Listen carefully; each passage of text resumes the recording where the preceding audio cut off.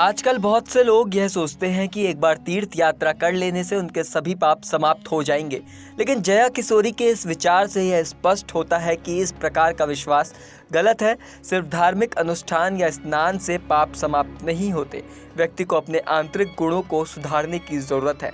जया किशोरी, जो कि एक प्रसिद्ध कथावाचिका और मोटिवेशनल स्पीकर हैं, हमेशा अपने विचारों से लोगों को सही दिशा दिखाती हैं। हाल ही में उनके एक विचार सोशल मीडिया पर चर्चा का विषय बना रहा। इस थॉट में उन्होंने कहा कि सिर्फ गंगा का स्नान करने से सभी पाप नहीं धुलते और ना ही सिर्फ धार्मिक अनुष्ठानों से पाप समाप्त हो जाते हैं। उनके अनुसार सच्ची आत्मशुद्धि के लिए एक व्यक्ति को अपने कर्मों की जिम्मेदारी लेनी चाहिए और अपनी गलतियों का प्रायश्चित करना चाहिए। सिर्फ बाहरी शुद्धता के बजाय आंतरिक शुद्धि से ही आत्मा को शांति मिल सकती है।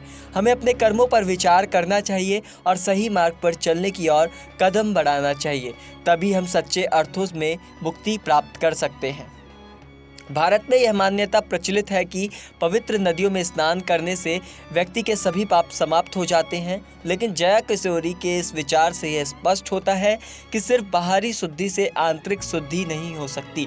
उन्होंने कहा कि जो पाप गलती से हो जाते हैं उन्हें प्रायश्चित और सही मार्ग पर अपनाने से मिटाया जा सकता है, लेकिन जो पाप जानबूझकर किए जाते हैं वे सिर्फ धार्मिक अनुष्ठानों से नहीं धुल सकते।